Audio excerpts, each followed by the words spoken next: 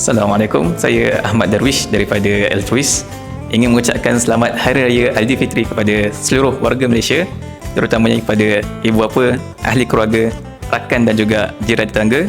Tidak lupa juga kepada para penyumbang dan juga para penerima Altruist. Semoga amalan kita pada bulan Ramadan yang lepas diterima dan insya-Allah kita raikan Aidilfitri ini dengan penuh kegembiraan. Hai, saya Adiba ingin mengucapkan selamat Hari Raya Aidilfitri maaf zahir dan batin.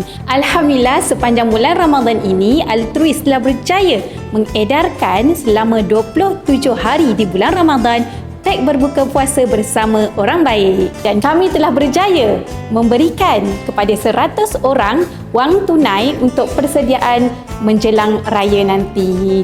Diharapkan kebaikan kita sepanjang bulan Ramadan ini akan terus berkekalan. Jom bersama Altruist menyebar kebaikan. Pergi beraya membawa senyuman, singgah sebentar di rumah jiran. Terima kasih insan budiman. Bersama Altruist menyebar kebaikan. Hai, saya Aini.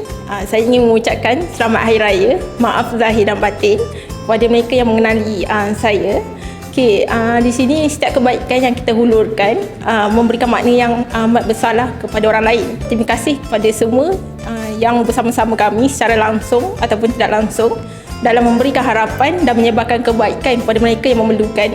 Seperti apa yang Hasan Al-Basri pernah nyatakan, setiap kebaikan yang kita lakukan, kadang-kadang kita tidak pernah tahu apa kebaikan yang akan bawa kita ke syurga itu.